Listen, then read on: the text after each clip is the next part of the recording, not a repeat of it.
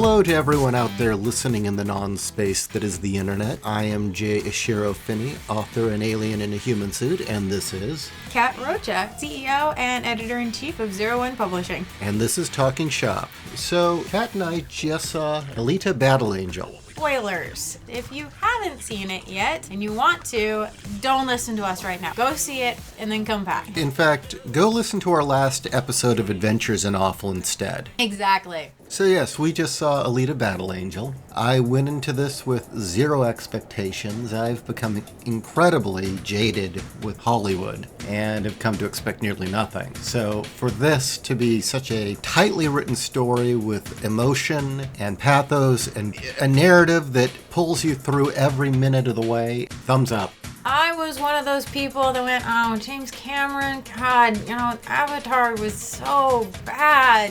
Why would he go and slaughter Battle Angel Alita? And then I saw what she looked like with her huge bug eyes, and it just confirmed my thinking. Then the real reviews started coming in, like from Professor Geek. And then I was hearing word that Disney was scared of this film, that it was going to ruin Captain Marvel because now there wouldn't be only Captain Marvel out there for young girls. There would actually be a better movie. Yeah, of a better movie and competition. Oh my God. The second I was hearing that and that they were trying to run it out of town, it's like, I don't care if it's good or bad. The fact that Disney's scared is reason enough for me to go see it. Apparently it is going to be pulled from theaters March 7th, so go see it if you haven't. This is one of those films where you want to see it on the big screen. You do. You really do. We're in an age where movies are so full of CGI and effects. You know what? This crew did it right. Yes, it's a fantastic world, but they made every effort to make this seem like a world where you could actually live in. This was a real place. Not since Blade Runner have I seen a fully realized world like this on screen. This is a lived-in world. There's a reason for everything. There's an internal logic to all the architecture and the culture and everything that's going on. And one thing I really liked is they don't over-explain things. This is just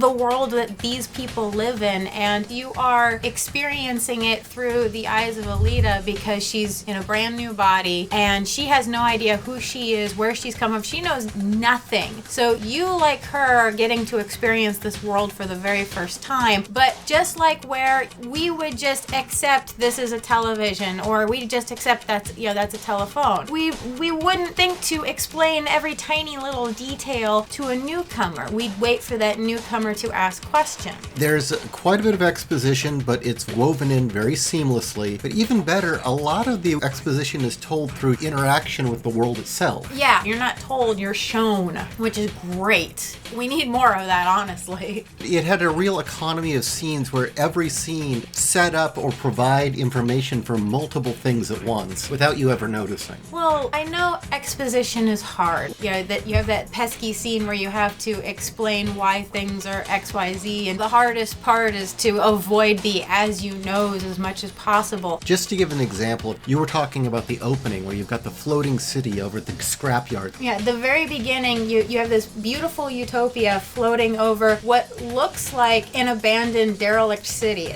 And the first thing you see is not beautiful ornithopters or beautiful people in the city. No, you see their trash dumping down onto what looked to be a derelict city below. And then you get down in there and you realize it's not a derelict city. It's a thriving city with lots of people. But that act of seeing the trash dumped down tells you everybody down there is disposable and considered trash. And you get all of that with just that very first establishing shot. And then we see Dr. Ito. What's he doing? Digging through the trash to find scraps because he's a doctor and he repairs cyborgs. And he's trying to find what pieces can be salvaged. And just happens to stumble upon this pearl, Alita. What I loved is the scenes that did get exposition didn't feel like exposition. The characters would talk about things that you, the viewer, don't see because it's already happened, but they don't do it as, do you remember that time when XYZ happened? They don't do that. You get to experience it organically. Brilliant scene where Dr. Ito and this woman, Shirin, they're talking at a cafe, and it's obvious these two have had a history just by how they are sitting doing together and how they are looking at each other. You can tell they had been married and something happened where they're not now. Just simply the way they're sitting. Jennifer Connelly may have gone completely bonkers, but she still is a great actress. Oh, she was wonderful. Yeah, I haven't seen her this good in a very long time. Oh, she was amazing in and this she didn't film. even look like a Skeksis in this. No, she didn't. And whoever played Ito, I'm not familiar with the actor, he played the ideal concerned father with a history. I kept looking at him thinking of him as Roddy McDowall. He looked like Roddy McDowall, and it was hard getting that out of my mind. Yeah, but at the same time, Roddy McDowall would have been the perfect actor too for this role. You know, the very concerned father, the physician who is very empathetic towards his patients, who would do anything he could to help people, even when what he thinks is best they don't agree with. It's having that much compassion. Yeah, the father-daughter relationship between Ito and Alita was also a nice vehicle for exposition when she was first activated and she has no memory of her past. There's this whole sequence of her doing the kid, "What's that? Why?" as a little kid would do. Yeah, she wasn't dumb about it. It was just this wide-eyed wonder of the world. Well, you can't go outside because it's dangerous. People might pull your limbs off. Yeah, that not a joke. Yeah, that's in the film. Actually, what I thought was great was just the subtlety of him handing her the orange and her not knowing how to eat an orange. That says a lot. Not only the fact that she doesn't remember things. What I liked also is that she has amnesia, but she doesn't have stupid amnesia. She just can't remember anything about her past, but it's very obvious that deep down she does remember specific things, well, like how to be a badass when it comes to being in a fight. You know, that's almost like muscle memory, but... As it's established in the film, as a teenager, her brain had been pulled out of her body and put into a cyborg as a weapon. To me, the thing with the orange was great because it could have meant multiple things. It could have been she just doesn't know how to eat it, or it could have been she's never seen one ever. If she's from Mars, she probably didn't. So didn't know how to properly eat one. I've got to wonder if James Cameron has kids. I think he does, actually. I would have a hard time imagining someone who hadn't been a parent or at least been around kids a lot being able to write so genuinely, because that is one thing that wasn't in the manga, that level of parent-child relationship. It was in the book, but it didn't come across the same way.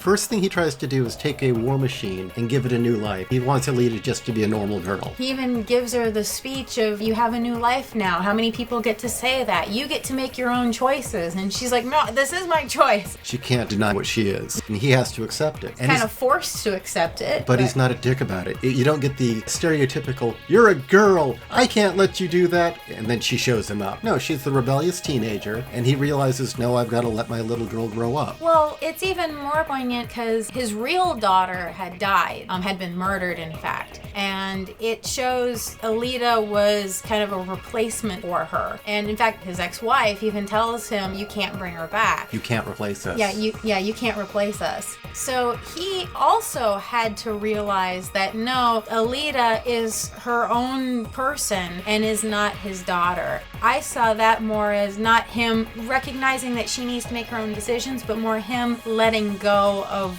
the past himself. Well, you've always been closer to your dad than your mom, and I just wonder if that resonated with you, the very, very positive father-daughter message in this. No, it did. It really did. And the absentee mom. Did that resonate too? That part, no, actually. Because Jennifer Connelly was kind of a bitch. Yeah, your mom's a good person. I like your mom. No, it was the father trying to support his surrogate daughter in her decisions, but at the same time trying to shelter her from the world, and then having to realize, no, his little girl's growing up and he has to let go. Speaking of you relating to this film in that way, your dad's an inventor too. Yeah. And Who built robots and stuff. Yeah. Yeah, okay. Well, I didn't think about that till now, but... He always had the answers for everything. Always knew things. And if you went into his basement, there were all sorts of gadgets and... Oh, yeah. A tool shop and weird things that probably were classified and shouldn't be there. What was a little unnerving, not quite the uncanny valley, but just unnerving, is that when Alita wakes up, she wakes up in this body that had originally been intended for Ito's daughter. She looked like she was wearing gloves. The way her hands moved, the way they looked, I mean, they looked beautiful, but looked like she was wearing gloves, and it was starting to bug me. And it wasn't anything wrong with the animation, it was just the way they moved. But they were semi-transparent. They looked like they were alabaster. Again, they were beautiful, but it was the way they moved. They looked artificial. When she finds her battle body, her true body. Yeah, her true body, and she's transferred to that, suddenly her hands looked like hands. Even though they were metal, they moved more naturally like hands. It's subtle. Think about the colors in that. Ito puts her in the body that was built for his daughter. This beautiful alabaster white, ornate body with filigree all over it. It was a piece of art, and it was all white. And when she embraces who she really is and becomes a warrior, becomes a battle angel, she's now a titanium silver.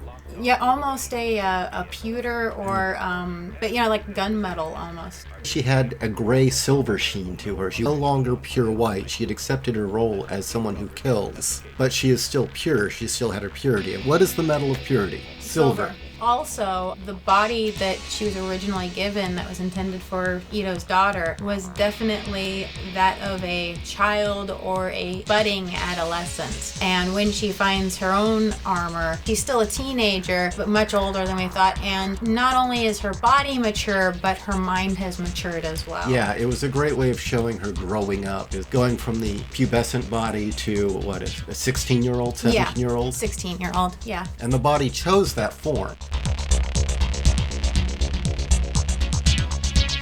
No. She fucks up a lot. People get hurt because of her actions, and she recognizes that it's because of her actions that people are getting hurt. She suffers real, true loss. There is real growth and real development. And consequences. Major consequences.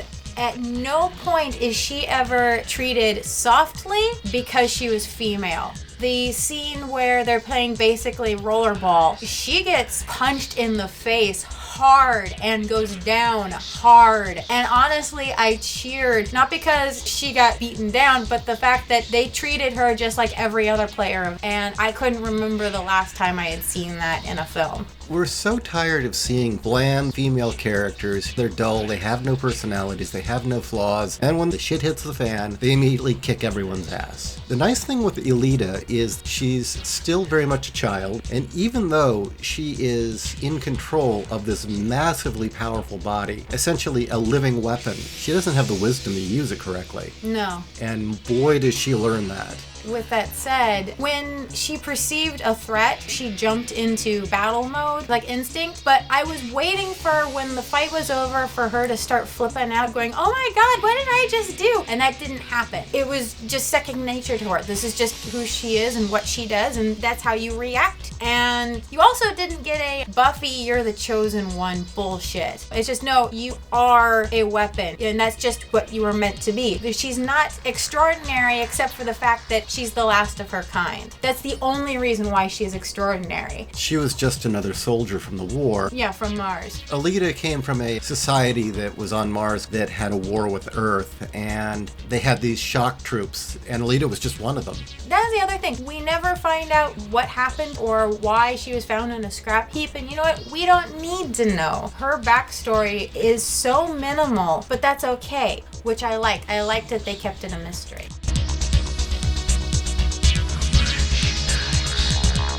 Professor Geek had really praised this film for its mythological themes and resonating with the old stories that are told over and over and over again. What is right? What is wrong?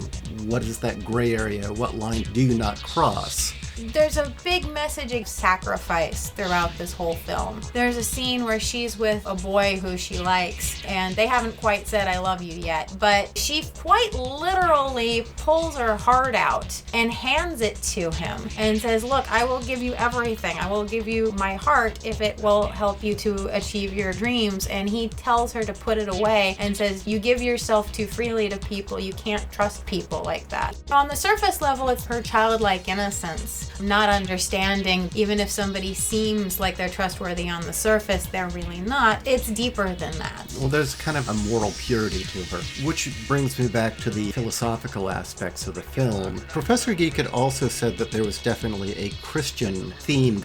She's an angel, she came from the sky. There's the city that's like heaven hovering above called Salem, and below is the scrap heap that's violent and lawless. And up in heaven there's Nova, who rules over it and can view through the eyes of his minions. Vector full-on quotes, "I'd rather rule in hell." If we're to take Iron City and the scrap heap as a metaphorical hell, everyone there's a sinner. Nobody is clean. Her boyfriend's not clean, but yet he's a good person. Her father's not clean. No. Ito has a terrible past, but that doesn't change the fact that he is actually a good and moral man trying his best. Literally no one on the ground is clean. They're all sinners trying to redeem themselves. If not redeem, at least survive. And they're all trying to climb their way to heaven. They all want to get back to the utopia above, except Dr. Ito, who had been a citizen of Salem. Well, they'd made him leave. Citizens of Salem have jewels in their foreheads, and he cut his out to show that he didn't want to be there. Him throwing Salem away as much as it threw him. Also continuing on that theme, he's a hunter. He works at night killing criminals. Not capture, not arrest, killing. He has to cut their heads off and turn them in as bounties. But he uses the money to fund his clinic where he helps patch people up for free. Even then, he's not necessarily doing it for entirely moral reasons. He's also killing monsters because he had one time created monsters. And also for revenge. It's one of these monsters. Proxy. Yeah, that killed his daughter. But a monster he built. It's a monster that he built, but it's the fact that he did hunt down that specific monster, and he did kill that specific person. And when he was done, it did not bring him peace. And he just kept killing. There was a constant theme of there used to be police, there used to be order, there used to be people that would take care of criminals. Now we're using bounty hunters who are just as bad as the criminals. And there's this whole general sense of lawlessness going on. And then there are the robots that patrol the streets too that are just as cold-hearted. Well, they're ed-209. Yeah, they are ed-209. They were called Centurions. Yeah, and there's a great scene where Alita comes downstairs and finds a man on the operating table. When Ito is working on his limbs, this poor guy has lost both his arms and his legs. And he's talking about how these hooligans had jumped him, cut his cybernetics off of him, and there was a Centurion standing right there, and since they didn't have a bounty on their heads, he didn't do anything. Just showing how harsh this world is. You find very early on, it's kept that way purposely. Again, Professor Geek had the theory that this had heavy Christian overtones. I thoroughly agree on that. And he had theorized that Nova up in Salem was Satan. He was the god of this world. And I think there's more of a Gnostic interpretation. The demiurge? Yeah, that Salem is the false heaven, and Nova that rules it is the demiurge, keeping everyone down in torment so that they can never ascend. And where is Alita from? Mars, which is a technologically superior society. And Mars came and tried to unseat Nova. So if he's the demiurge and Vector is Satan, that actually all works out quite well in a Gnostic interpretation. Yeah, it does. If Nova's the demiurge, the god of the false world, or the god of the world of suffering, his proxies are archons, keeping everyone in torment. Also, either you can serve him as a faithful lapdog and pray that one day he'll invite you to come join him in heaven, or you can compete in gladiatorial combat and earn your right to go up. And what were you saying about how it being a nod to Rollerball? Nobody's bigger than the game? Oh yeah, in Rollerball the message is nobody is bigger than the game. So that was the whole point of it, was that Jonathan E. was the champion of Rollerball and no one could defeat him, and he had become a hero of the people, and he had become bigger than the game, and he had started inspiring in the people the notion of individuality. And they couldn't have that, so they tried to basically execute him on the rollerball field. he beat the game. And at the end, he was the last one standing. And in this world, in Motorball, they do have it where you're competing to be the number one player in Motorball, but then the idea is that you're taken out of the game. You, quote, earn your right to go to heaven, which means it's still all about the game. And Vector even says nobody is bigger than the game. You find out later that winning the game and being accepted up into Zalem is not really a prize. No, it's not. Won't reveal why, but... Yeah, we don't want to give that away because that was pretty good. Yeah, maybe I'm completely wrong. Maybe none of that was intended. But I would argue that these symbols are so universal in Western culture and clearly in Japanese culture now that we've interacted with them so much that these themes rose into the story anyway on their own, which happens a lot. What nobody else has figured out is that women need to be tested just like men. Boys and girls both need to be tested, especially if they're going to be our fucking heroes. You know, Alita, she wakes up in a body that's not hers, and what's the very first thing that she does? She falls on her fucking face because she doesn't know how to work the body that she's just been given. In fact, she literally hasn't used a body in 300 years. Nothing came to this girl easy. Her first excursion out into the city, she's nearly run over by a car. Nothing comes easy for her, and then she suffers real and true loss. Not once, but several times through this film. A person who has I'm not going to give this away, but a person who she has become very close to gets killed right in front of her. In fact, she's trying to save him and she can't. Wait, you're telling me that our strong female hero would bother to save someone she cared about? A white male who kissed her, yes. Her love interest, total spoilers here, okay? He has just confessed to her in a church, no less, that no, he's not clean. He has been engaging in stealing body parts from people and jumping people and stealing their body parts. He says, no, I never killed anybody, but that doesn't mean that I'm clean. I told you not to trust me. Yet she still risks her life to save his because he's dying when he gives her this confession. And every time she experiences loss and hardship, she finds more about herself. There's another scene where the body that has been given to her that had belonged to Ito's daughter gets destroyed. And it gets destroyed because she's fighting to find out who she is. And it was a very childlike way of acting out, but at the same time, she didn't see that she had any other option. Her willingness to sacrifice, right to the point of sacrificing herself and her body in order to get what she thought would help other people.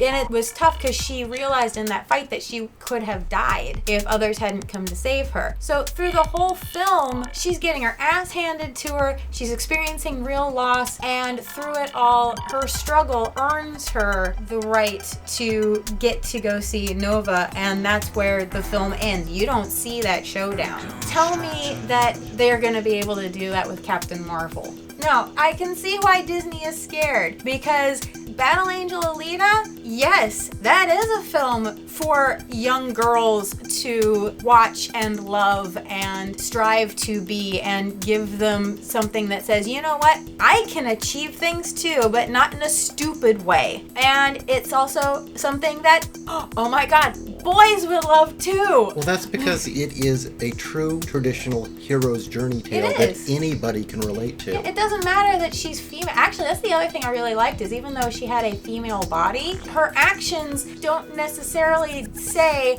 you know, I am female, I am a little girl, I am a woman. You know, nothing about her actions screams gender. She acts like a very honest young girl. That part is true. But there's no agenda. It's just who she is. Okay, so see Battle Angel Alita before it's out of theaters, and don't see Captain Marvel. No, fuck that. So for fans of Adventures in Awful, if you want to support this show, we have a Subscribe Star account. We also have some lovely t-shirts by TeePublic. Click on the links below. Thank you.